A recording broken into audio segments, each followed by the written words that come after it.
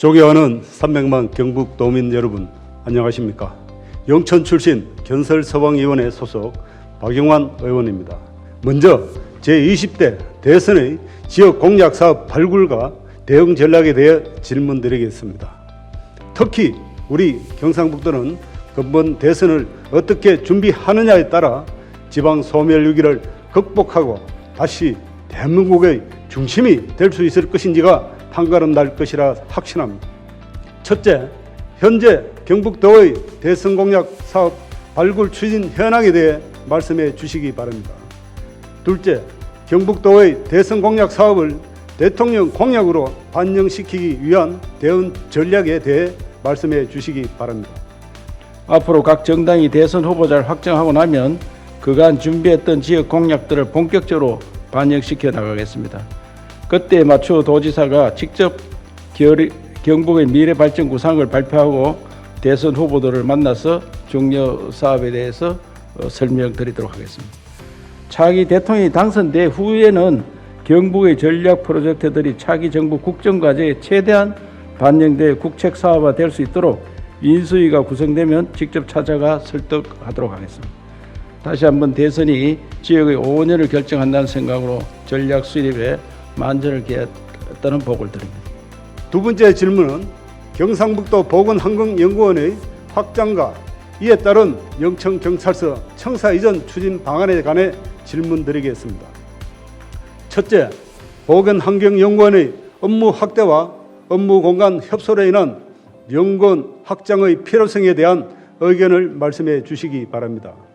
둘째, 경상북도가 보건환경연구원 바로 옆에 있는 현 영천경찰서 부지를 인수해서 연구원을 확장하고 현 영천경찰서를 도심에 있는 구기동 1중대 부지로 이전할 것을 제안하였는데 이에 대한 도지사의 견해를 말씀해 주시기 바랍니다.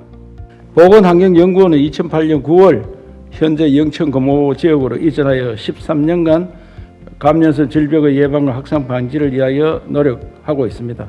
특히 코로나19 감염병과 관련해서 적극적이고 선제적인 검사 수행을 통해 안전한 지역사회 구현에 큰 역할을 수행하고 있습니다.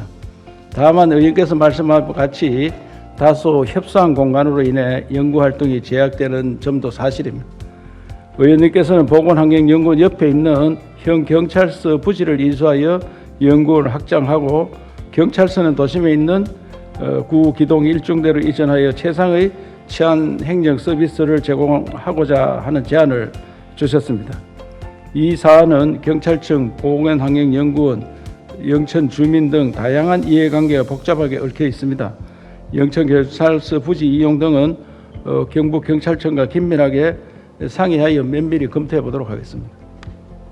코로나19와 같은 신종 감염병에 신속히 대응하고 미세먼지 등 환경 재앙에 대한 안전성 확보를 위해 보건환경연구원 확장의 필요성에 대해서는 저도 공감하고 있고 감염병 분석센터 건립 계획을 수립하여 2023년 말 완공을 목표로 적극 추진하고 있습니다.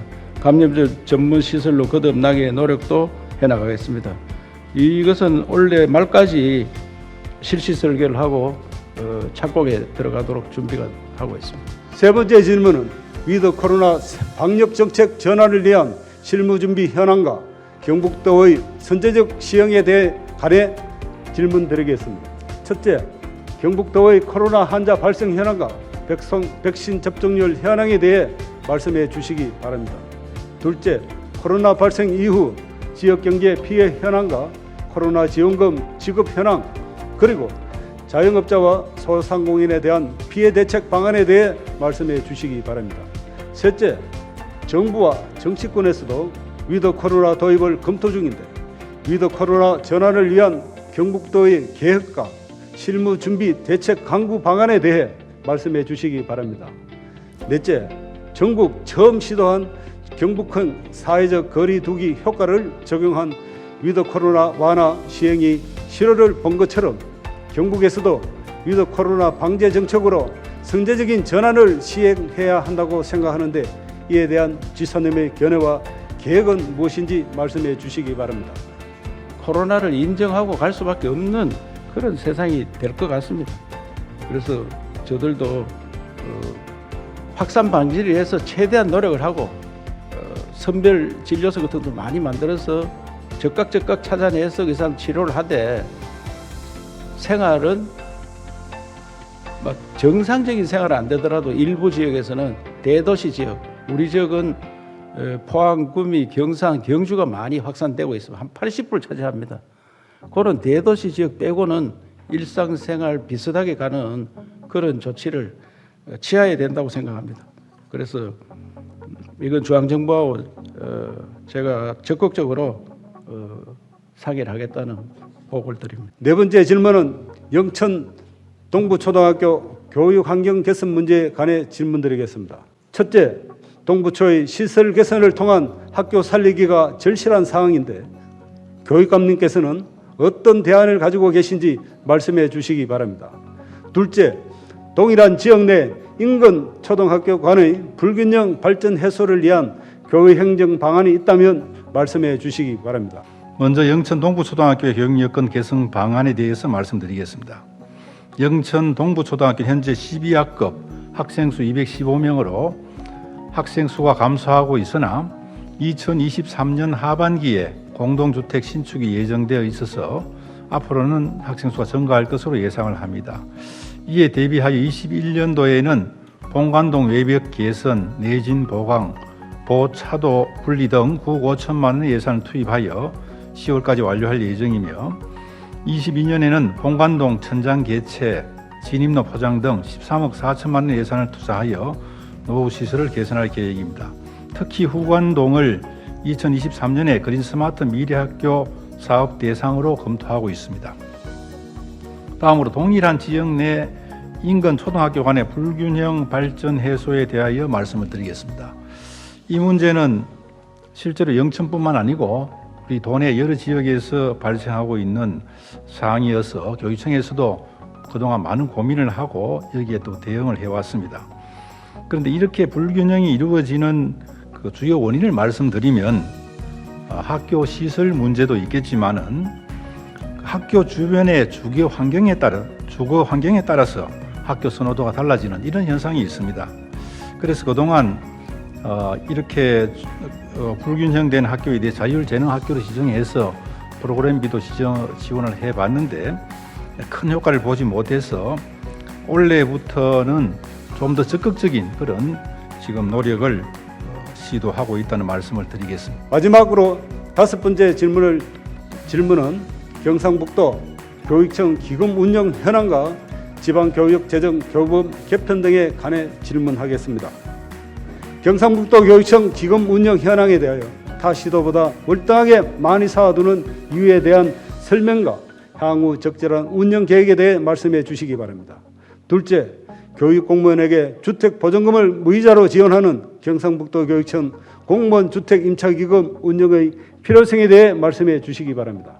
셋째, 중앙정부 차원의 논의되고 있는 지방교육재정보조금 개편 주장에 대해 교육행정 책임자로서의 교육감님의 입장과 견해를 밝혀주시기 바랍니다. 2019년에 경상북도 교육청 교육재정 안정화기금 설치 및 운용 조례를 제정을 하였습니다.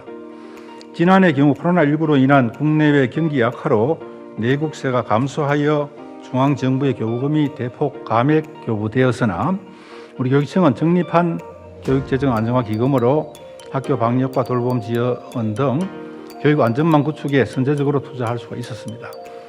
경북의 경우 면적이 넓고 신규 발령, 승진 등 인사 이동 시 생활 근거지 외의 지역에서 근무해야 할 경우가 많습니다.